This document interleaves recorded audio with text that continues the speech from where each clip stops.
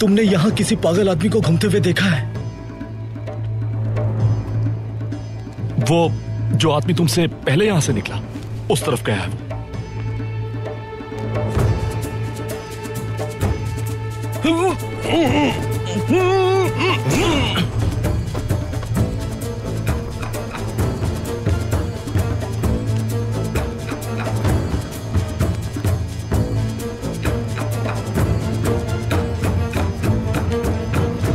मैं ऊपर चलता हूं भाई। बेहतर है कि दुकान में कोई मौजूद रहे ताकि कोई शक में न पड़ जाए। मेरे आदमियों की तो कोई खबर नहीं, आपके आदमियों का क्या हुआ? कोई खबर मिली? सब ठीक तो है? आपके आदमियों की फुर्ती तो मैंने देख ली थी भाई। वो तो अभी भी गद्दारों का कला कमा कर रहे होंगे। आप घबराएं मत, कोई खबर आती है तो मैं बताता हूं आपको भाई।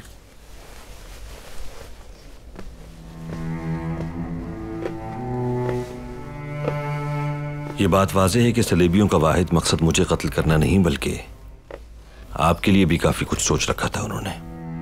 उनका असली हदफ मैं नहीं, हलब है। जब सलेबियों ने कुद्स पर हमला किया था, तभी पादरियों का ये गिरोह मंजर आम पर आया था। उन्होंने सबसे पहले अपने पेशवा को धोखा दिया और फिर पूरी ईसाइयत को। वो कुद्स के खुद साख्ता मालिक व मुहाफिज बन बैठे थे और लोगों से हीरे जवाहिरात और सोना जमा करते थे। और फिर जब अल्लाह ताला का हुक्म हुआ और सलाहुद्दीन अय्यूबी ने कुद्स फतह किया, तो इनका झूठ और धोखेबाजी सबके सामने आया हो गई।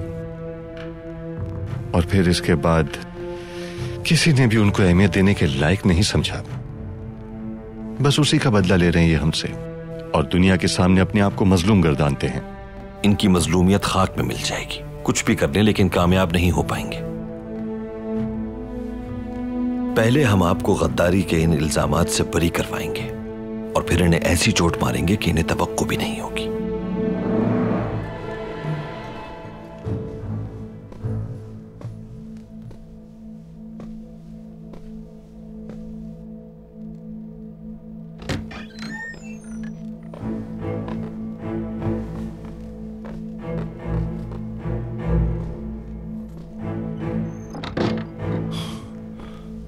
हमारे अर्तुरुल भाई कहां हैं?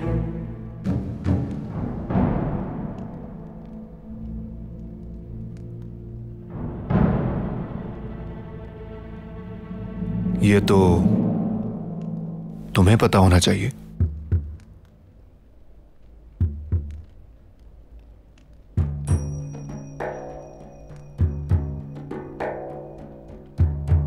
नीचे इंतजार कर रहे हैं।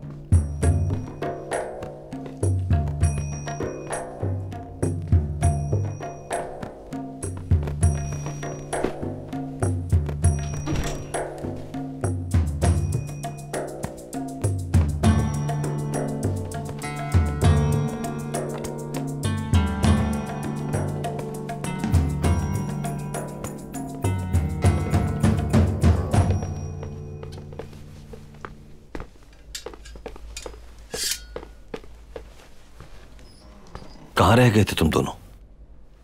अरे भाई, इसका तो पता है ना आपको, लड़ाई के अलावा इसको और कोई दूसरा काम ही नहीं आता। ताक़ुब तो नहीं किया किसी ने? मेरे भाई, ऐसा हो ही नहीं सकता। वो तो खुदा का शुक्र है कि उसने हमें पीछे भी आंखें दी हैं। पंसी ठीक कह रहा है भाई, इसने हमारा पीछा करने वाले सिपाहियों के हाथ और पांव दोनों तोड़ दिए थे। कल सुबह बहुत अहम काम अंजाम देना है तुम्हें। नासिर आज के वाक़े के बाद और भी ज्यादा मोहतात हो गया होगा। तुम्हें सुबह दरगाह जाकर हलीमा और शहजादे को साथ लेकर आना है यहाँ।